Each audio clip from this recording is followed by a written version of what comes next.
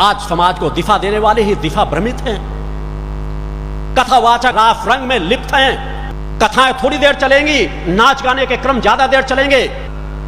समाज को क्या ऊर्जा प्रदान कर रहे हैं? भगवान कृष्ण एक देव पुरुष, एक चेतनावान पुरुष, जिसने अर्जुन जैसे योद्धाओं को तैयार किया, महाभारत जैसे युद्ध पर अर्जुन जैसे 5 पांडवों को विजय दिला दी।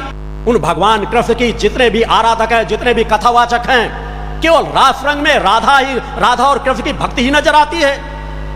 क्या कृष्ण का जीवन राधा और कृष्ण के केवल उसी विषय विकारों में डूबा रहा?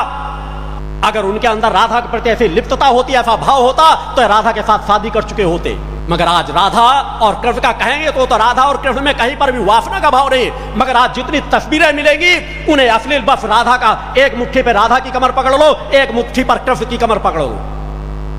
जिस तरह के चित्र में चरित्र की छाप झलकती है हमारे देव पुरुषों को, आज अगर इस तरह दर्शाया जाएगा तो आज जो पढ़ा लिखा समाज जो विषय विकारों में ग्रसित है, उसके अंदर वासनात्मक भाव ही जागृत होगा। कहीं उनके अंदर वीर भाव झलकता है, कहीं देव पुरुष की छवियों का वो भाव दिखाया जाता है। आज कृष्ण जन्माष्टमी में भी बार बालाओं को बुला करके डांस कराया जाता है। बड़े बड़े योग गुरु अपने योग पीठों के उद्घाटन पर फिल्मी एक्टरों को बुला करके वहां पर उत्सव मनाते हैं। भारतीय संस्कृति की रक्षा करने वाले अपने आप को कहते हैं। एक शंकराचार्य ने 32 वर्ष की अवस्था में 4 मठों की स्थापना कर दी। मगर आज 4 मठों पर बैठे हुए हमारे शंकराचार्य, और आज तो 65 लोग ऐसे जो मुझे आज से 15-16 वर्षों पहले प्रयाग में मेरे कार्यकर्ता तब भी इसी चुनौती को लेकर के गए थे। जानकारी मिली थी कि 65 लोग शंकराचार्य शब्द अपने साथ संबोधित करते हैं। 65 शंकराचार्य, अनेकों धर्माचार्य, अनेकों योग ऋषि, और फिर भी समाज का पतन इसलिए हो रहा है कि समाज को सुधारना ही नहीं चाहते, भटकाओं के मार्ग पर जी रहे हैं, और समाज खुली मन मस्तिष्क से देखना और सुनना भी नहीं चाहता। यदि आवाज उठाओ तो आप गलत आवाज उठा रहे हो।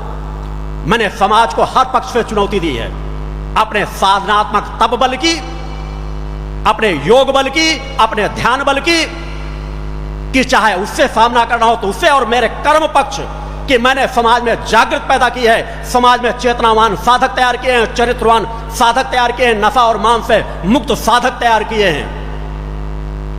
आज देश के कोने कोने में भक्ति मानव कल्याण संगठन कार्य कर रहा है, मगर आज जो समाज के पतन की दिशा में लिए जा रहे हैं, कोई आवाज उठाना नहीं चाहता। मैं आज यहां पे अपनी चुनौती पेश करने के पहले उन सभी संस्थाओं से जुड़े हुए धार्मिक भावना के भक्तों का, चूंकि धार्मिक भावना की रक्षा करना मेरा धर्म, कर्म और कर्तव्य बनता है, अतः अगर मेरे द्वारा कोई आवाज किसी धर्म गुरु पर उठाई जाती है तो सामान्य अवस्था में नहीं उठाई जाती। मैं जानता हूं हर धर्म गुरु से कहीं ना कहीं भावनावान भक्त जुड़े हैं। उन भावनावान भक्तों की रक्षा करना मेरा धर्म, कर्म और कर्तव्य बनता है।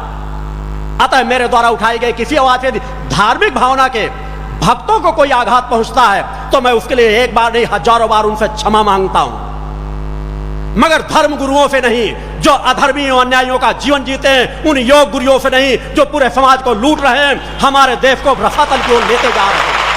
भगवान की जय। जो धन कुबेरों के चाटुकार बने हैं, राजसत्ताओं के सामने जो घुटने टेकते हैं, उन योगाचार, उन धर्म गुरुओं से नहीं।